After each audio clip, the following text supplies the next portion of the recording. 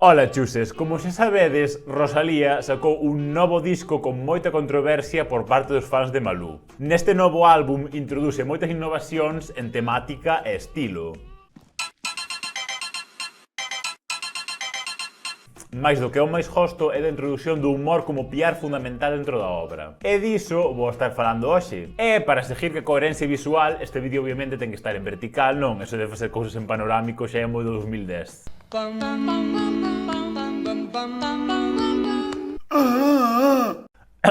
Algo disto xa falei no vídeo onde falaba dos discos que máis influenciaron a miña vida. A min desde pequeno sempre me chamou moito a atención como estamos escoitando todo o día música coa mesma temática pseudo-romántica e idealista, mas non podemos tomar como lexítimas as apelacións cómicas dun produto cultural. Falando de Los Ganglios, que o seu cantante foi o director artístico de este vídeo de Rosalía, casualmente.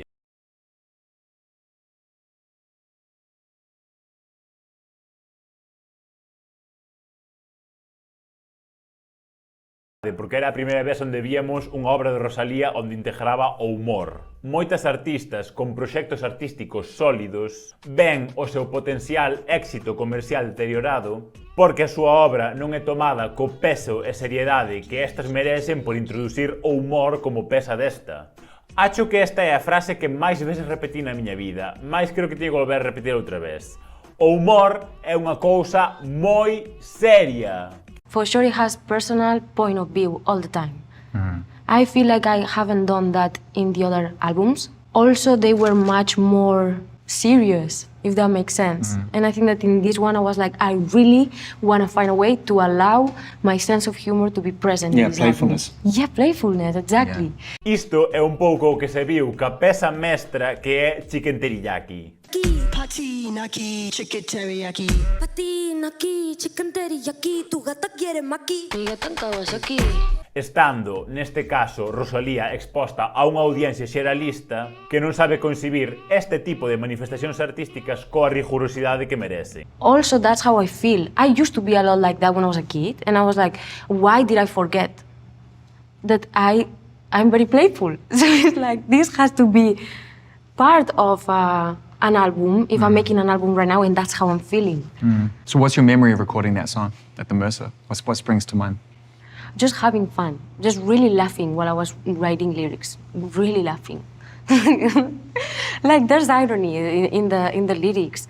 Para artistas como ela, calquera recurso expresivo fora da feminidade normativa é lle negado sistematicamente. Isto tamén é un moi bo exemplo da misoxinia intrínseca na nosa sociedade. É da que non escapa a demografía LGBT, onde non poden asimilar que unha muller non sexa o seu estereotipo de diva just work mama 24/7. Porque muchas veces yo creo que hay la trampa esa de que Björk lo dijo muy bien.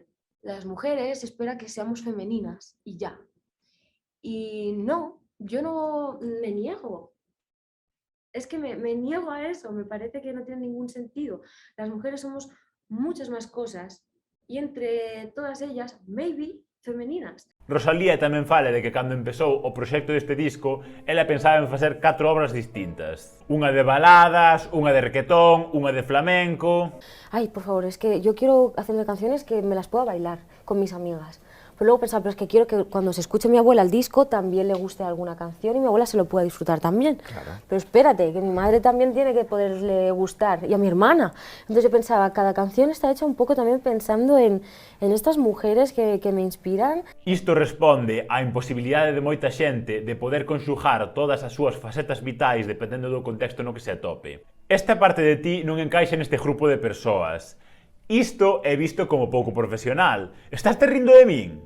Reírte del público un poquito. Eso nunca, no, vale. Eso nunca, no, nunca desde ahí. No. Si hay sentido del humor en el proyecto, es desde un lugar como muy de necesidad expresiva personal. É que xa hai que ser puto básico para ter unha mirada artística tan obtusa e empobrecida para poder afirmarlle esta puta merda á cara, Quen hostia puxa ese tipo aí? Asumir a evolución humana con naturalidade, non aferrarse ao que unha persoa nun momento dado foi. E no mesmo senso, a creación artística dun individuo, cunhas influencias artísticas dependendo ao que está exposto e ao seu contexto vital. No me aferro. I try to not, ¿cómo se dice? Hold on too tight. Yes, to the things that I have of who I am. That's why in the album also you find songs that are about transformation. Me contradigo, yo me transformo.